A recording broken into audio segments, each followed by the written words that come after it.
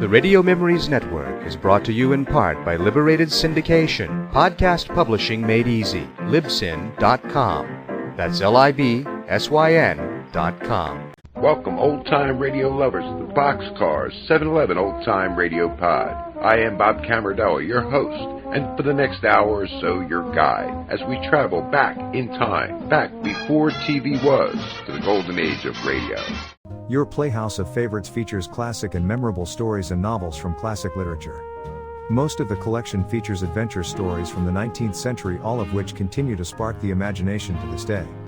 The shows are great production quality and highly entertaining to bibliophiles and adventure fans alike. Your Playhouse of Favorites.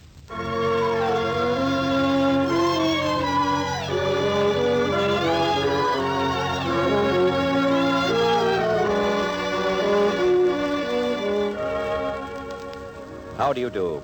This is Robert Anthony Dean, inviting you to your Playhouse of Favorites. Our favorite story today is Treasure Island, with Billy Redfield as Jim Hawkins. This is a tale of pirates and treasure trove and a boy's dream of adventure come true, from the pen of Robert Louis Stevenson. In a moment, Treasure Island.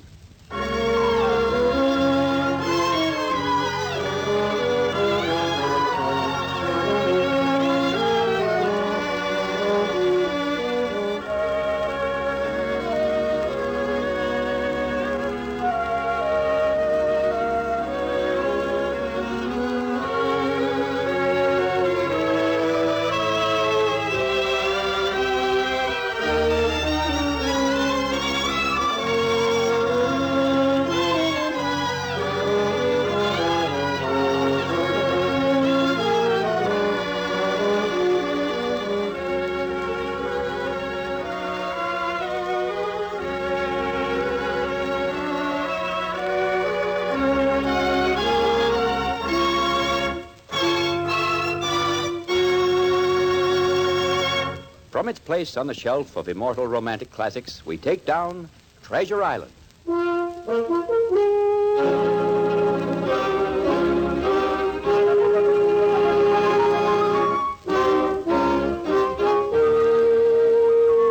Jim Hawkins, at the request of my friends, Squire Trelawney and Dr. Livesey, do hereby set down the narrative of Treasure Island. This is to preserve for posterity the particulars of what befell us there. And I remember every incident as though it had happened yesterday. But that's as may be. The proper place to begin is at the beginning, and that is where I shall begin.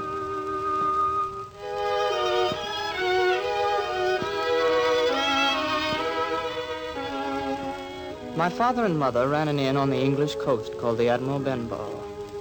I was a lad of but 15 when a brown old seaman with a saber cut and carrying an old sea chest came to lodge at our inn. His name was Bill Bones, and we soon grew to fear him. He drank all our stock of rum and would not pay his bill. And each night in our tavern room would sing the same fearful song, ringing the rafters with it. 15 men on a dead man's chest, yo-ho-ho, and a bottle of rum. Drink and the devil had done for the rest, yo-ho-ho, and a bottle of rum. Oh, Jim! Jim Hawkins! Ask me, where's that lad? Hi, sir. Jim!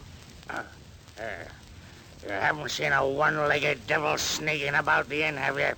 A one-legged... No, Captain, I haven't. Good. If you ever do, tell old Bill Bones quick as rain, and I'll give you a silver doubloon. 15 men on a dead man's chest. Oh, yo-ho-ho.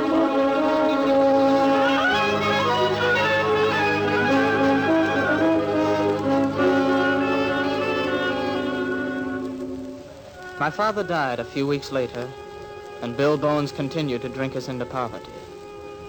We were mortally afraid of him, my mother and I, but he too was afraid of others beyond our ken. There were reports of mysterious cutthroats lurking around the premises, and when Bill Bones heard these, he turned pale. It seemed that they were after his sea chest and what was in it, so he said. Then one day, Bill Bones had a stroke and fell dead. Dr. Livesey, a great gentleman and a dear friend of ours, gave the verdict. Rum. And it seemed simple enough. It was then that Mother and I decided to take what was due us from Bill Bones' sea chest. And so we went up to his room, and I proceeded to pry it open. Ah, there it is, Mother, look. Aye. Here's a quadrant, a tin cannikin, some tobacco, 2 brace of pistols. Aye. And little of great value, 'twould seem. An old Spanish watch, a pair of compasses. Mother, this bag. It sounds like money. Open it and see, Jim. Well- Oh, why, it's... Lord help us. It's a fortune. What's that? Someone's at the door downstairs. Hi, you two. Open this door before we slit your throats. We know what you're about, you man. Let's get the treasure, my heart. Come on, down the door. Oh, that's what we want. The gold that Billy won't show. Jim, it's those rogues who've been sneaking about after Bill Bones' chest. Fine, if the cutthroats catch us here, Mother, we're done. Oh, Jim! Let's go out the back way. Hurry, Mother, it's our only chance.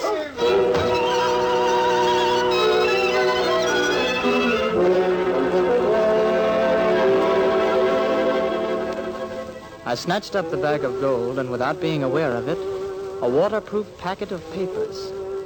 We ran out into the darkness and by a miracle escaped undetected by the ruffians who were forcing the entrance to our inn. Mother and I hastened direct to the house of Dr. Livesey in safety. As my mother was being calmed by the doctor's wife, I entered Dr. Livesey's study. Squire Trelawney, another friend of my father's, was there, and I poured out my story. Well, you're lucky to have a whole skin, Jim, my boy. Aye, Dr. Livesey, that I know. What do you make of it, Mr. Trelawney? Well, now, most interesting. Most interesting indeed. Shall we have a look at the papers, Doctor? A capital idea. Lord love us, Dr. Livesey. Look, it's a map of an island. Exact longitude and latitude, instructions written out, and a cross. Yes, Mr. Trelawney. And will you note what's written under that cross? Treasure buried here. Treasure? Yes, lad. And now, Mr. Trelawney, note the initials. Captain J.F. J.F. Why, those are the initials of Captain Flint, the buccaneer. Exactly, Mr. Trelawney. Captain Flint, as black a pirate as ever sailed the main and cut an honest throat. And this is Treasure Island, where he buried his loot. Treasure Island. Captain Livesey, are you game Game for what, Mr. Trelawney?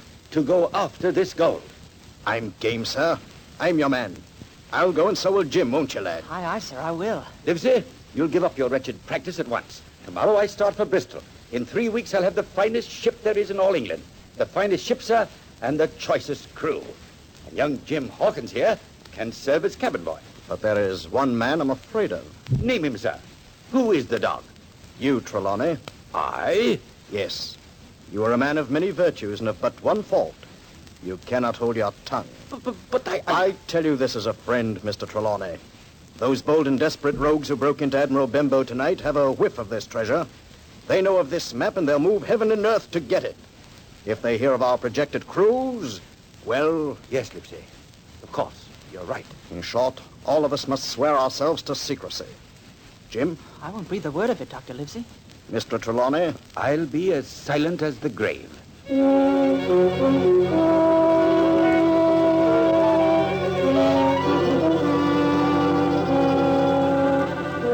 thus Squire Trelawney went to Bristol and outfitted a vessel. A beautiful craft called the Hispaniola. And Dr. Livesey and I followed him to Bristol shortly thereafter. And the day finally came when we were to start our voyage. Mr. Trelawney gave me a message and told me to deliver it to an inn with the sign of the Spyglass. Here I would find the proprietor, a one-legged man called Long John Silver, who was sailing with us as ship's cook. I spied him in the rear of the inn. Mr. Silver, sir. I am Long John Silver. Who may you be, lad? Jim Hawkins. Hawkins? Oh, to be sure, cabin boy on the Hispaniola. Shiver me timbers, Jim, I'm glad to see you. You're a lad, you are, but you look smart as paint. I warrant you'll do. Well, thank you, sir. Now then, Jim, if you come to pass the time of day... Well, here's a message, Mr. Silver, from Mr. Trelawney. To be sure. Fine, hearty man, the squire. Landlubber to begin with, but seaworthy, I'll wager. Let me see. All hands aboard by 4 this afternoon. Yes, sir. We'll be sailing out with the tide. Pieces of eight, pieces of eight. What's that? That's my parrot. Picked him up on the Barbary. Oh. Avast for old Flint's treasure. Old Flint's treasure. Still that clacking tongue, you feathered varmint. I'll wring your neck. I've heard that song. 15 men on a dead man's chest. You have, eh? Well, 'tis a common shanty among seamen, I'll warrant. Who did you hear sing it? A man named Bill Bones. Bill Bones, eh? I don't know the tar and don't want to. Sounds like a proper piece of skullduggery, it does, a name like that. Oh, Jim, my lad. Hi, Mr. Silver. I've got my affairs to straighten. You step lively to Squire Trelawney, pay him my respects, and tell him that Long John Silver will be there at the appointed time.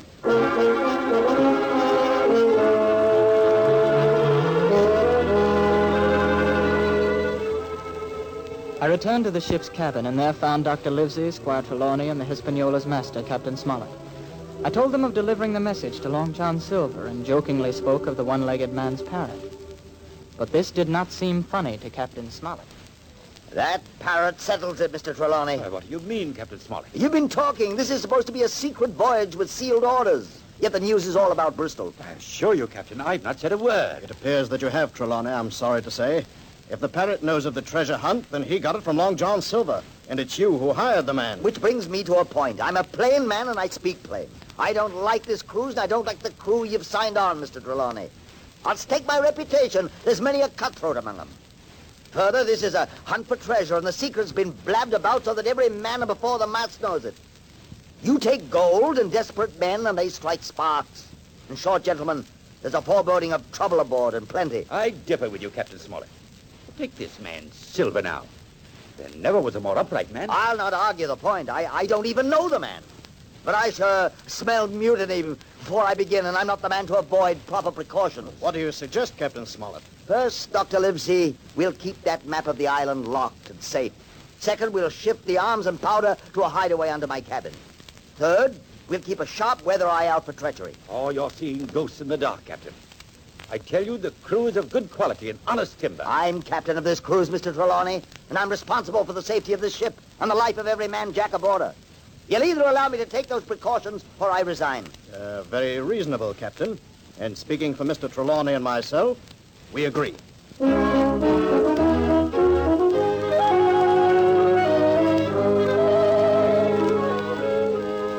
Captain Smollett, it seemed, was wrong. The ship proved to be a good ship, the voyage calm, and the crew capable and well-behaved. We all waited eagerly for the sight of Treasure Island, which might appear at any time. Then late one afternoon, I went down to the apple barrel. It was almost empty, and I went into the barrel bodily so that I could pick one up off the bottom. It was dark in the huge receptacle, and the motion of the ship was soothing, and I must have become drowsy. At any rate, I awoke to the sound of voices nearby. And what I heard froze my blood in horror. Well, Silver, we're nigh to the island. Ain't it time to jump in now and slit their throats and make off with Captain Flint's treasure? Look, Israel Hands. I'm captain of them who's in on this, and I'll not be hasty. That's as may be, but quick sometimes best. When do we strike the blow? You're a lubber with a head like a block of wood, mate. Trelawney's got the map, and without it, we can't find pirates' loot. Smollett's the only man who can navigate the Hispaniola. Without him, we'd never get back. What do we do then, Silver? We bides our time. We let Trelawney and Livesey and the others help us aboard with the treasure. Let Smollett sail us back to the trade winds. Then we jump. Aye, athwart the beams right and proper. Dead men don't bite. I learned that sailing with Captain Flint under the Skull and Bones. Land ho! Land ho! You hear that, Israel? Look outside of the island. The island, aye, Treasure Island. A place none of us will forget, mate. I warrant every man jack will remember it well.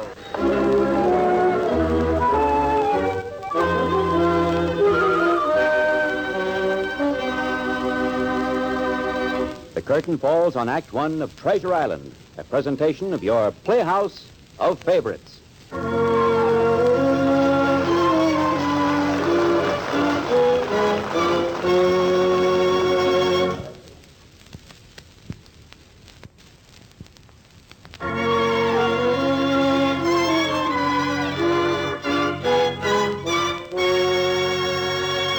Treasure Island.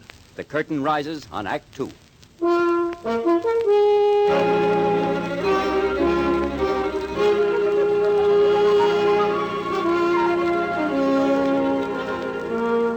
Thus, our friends had sailed to Treasure Island to search for the treasure the old pirate, Captain Flint, had buried there.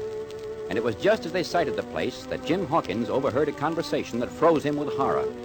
A number of the crew, under the leadership of one-legged Long John Silver, were planning to mutiny, steal the treasure, and murder every honest man aboard.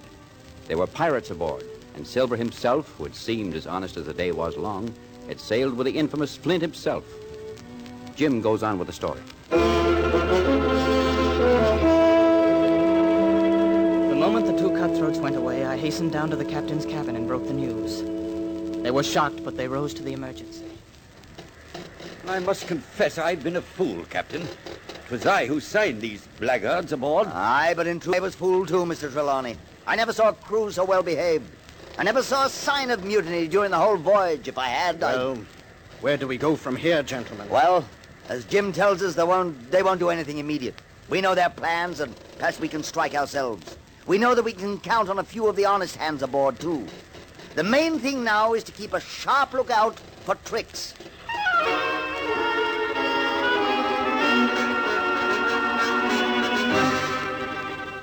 We passed out loaded pistols secretly to the men we were sure of. Then Captain Smollett sent a party ashore headed by Long John Silver. I hid myself in one of the longboats. When it landed, I sneaked away from the rest of the party and wandered along the shore for a while. I was about to enter the woods when I saw what seemed to be an apparition, a figure which I could not make out, something I had never seen before. First, it was just a figure flitting through the trees, something not quite human. Then, as it emerged from the gloom, I saw that it was an old man in tattered rags. Stand, lad. Stand, I'll not hurt you. I'm poor Ben Gunn, I am. And I haven't spoke to a Christian these 3 years. 3 years? Were you shipwrecked? Nay, mate. Marooned. Marooned by buccaneers. Black pirates rot their souls. I've lived on goats and berries and oysters, mate, but my heart is sore for Christian diet. You mightn't happen to have a piece of cheese about you now, would you? No, I haven't. Oh, it's a pity. Many's the long night I've dreamed of cheese. Toasted mostly. Oh, what's that? That's Long John Silver and his mutiny crew. Long John Silver? Oh, I know him well. And if I know him, he comes for the treasure Captain Flint's hid away. Is that it, lad? Aye. You'll never find the gold, and you can lay to that. Nay, you'll never find it. Old Ben Gunn'll see to that proper.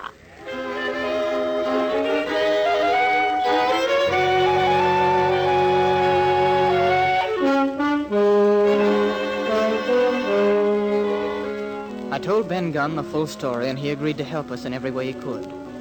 Meanwhile, events transpired. Captain Smollett, Squire Trelawney, Dr. Livesey, and the honest hands had gone ashore and taken possession of an old stockade, while the pirates were holding their drunken revel. Too late, Silver learned of this, and he and his men attacked. I managed to sneak into the stockade just as the battle was tapering off. Well, the villains have stopped firing, Trelawney. So they have. No, we've discouraged them, I warrant. Left several of the rogues on their backs in the clearing. Look, gentlemen, here comes Long John Silver. Aye, Doctor. Hobbling up on his crutch and carrying a white flag. I suspect treachery, I do. Keep indoors, men. 10 to 1 this is a trick. You, Silver, stand or we fire. I controls. What do you want? Come in and talk terms. Then you'll come in alone with none of your cutthroats. I trust you, Captain Smollett. No harm will come to me. You're an honest man. All right, Jim, let him in. Yes, sir. Well, Silver, be quick about it. Aye. Now then, we gentlemen of fortune out there. Let's call a name, Silver. Pirates. Call us what you will, Sawbones. Words but a wind. Don't fire like a gun or cut like a cutlass. Aside from that, here's the point.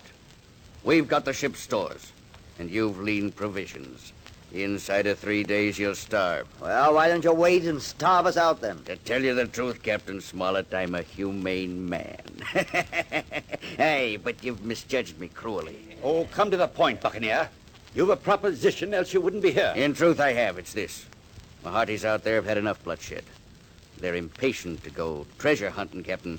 They need your map as to where the treasure's hid. Aye, I'll warrant they do. We have some stores, you have the map. We'll trade you half the stores for the map. You give us the plan. Then we'll all sail back together and forget this little quarrel. Mates again, so to speak, and an equal share in the spoils. How do we know that you'll stick to your bargain? Why, Captain, you have me word. Besides, you're in no position to be particular, and you can lay to that. And if we don't make this bargain? Then, Squire Trelawney, before an hour's out, we'll stove in your blockhouse like a rum punch and cost what it may in blood. Aye, you smile now. By thunder, you'll smile on the other side before we're through. Them that'll die'll be the lucky ones. Well, gentlemen, what do you say? I say he's got us over a barrel, Captain Smollett. Aye, we're back to the wall. Give him the map, I say. And the rest of you? Well, Silver, you heard. Aye, a wise decision, mates, and you'll not regret it. A handsome transaction all around.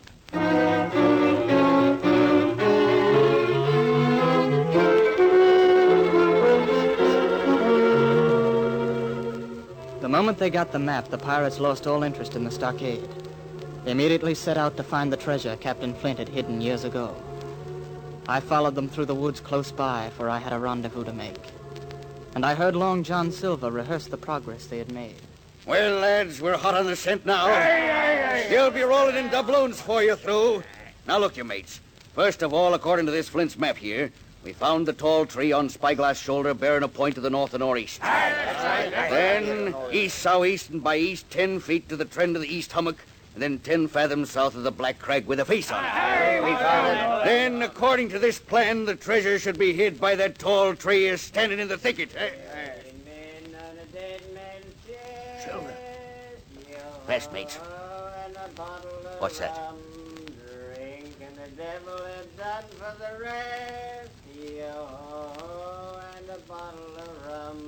Silver. That's Captain Flint's words, and that's his voice, I swear. Mills, real. Flint's dead and buried these many years. I swear this place. Let's get out of here. Darby McGraw!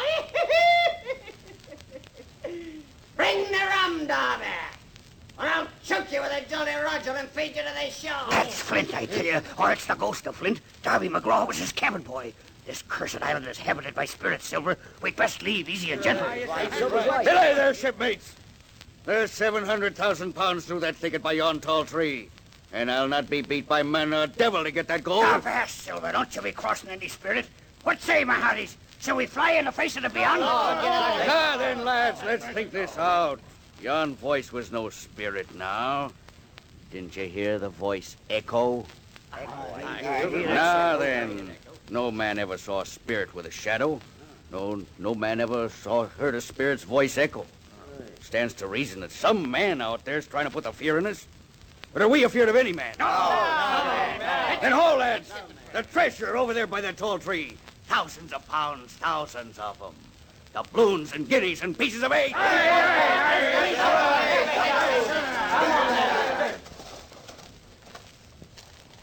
Well, Silver, you see what we all see? Aye. An empty hole dug in the ground. Someone's been here for us. Look you, mates. Look you. There's naught but a blasted empty hole. That's your 700,000 pounds, is it, Silver? You're the man for bargains, ain't you? You never bungled anything, did you, you wooden-headed lubber? Only Captain Smollett and the rest of the fine gentlemen in the stockade tricked you. They knew the treasure weren't here. That's why they give you the map. But I believe them Israel hens, I swear. Swear me nothing, Silver. Your time has come. Huh, mates? You'd not kill a one-legged man, a man that can't defend himself. Oh, we wouldn't. Would we now, Silver? Wouldn't we? Stand your distance. All of your hands up. Don't take a step.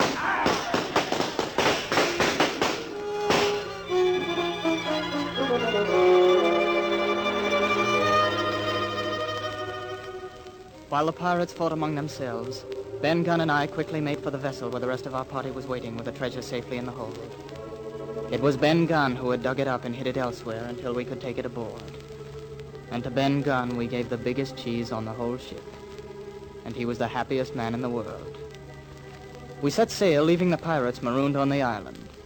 But Silver was destined to lead a charmed life to the end. In the confusion of the fight, he managed to escape the pirates and slip aboard ship. But his presence was quickly discovered, and he spent the voyage in irons.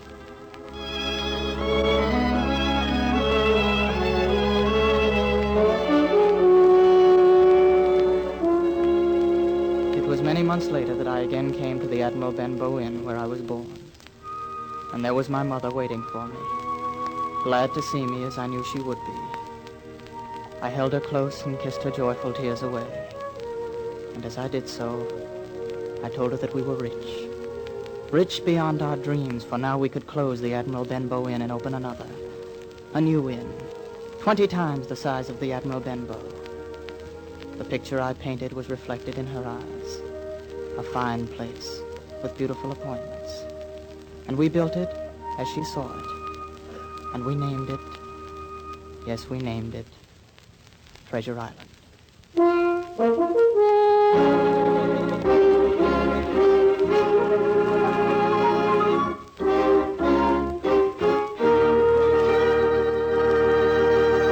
And so the curtain falls on Treasure Island by Robert Louis Stevenson and presented on your Playhouse of Favorites.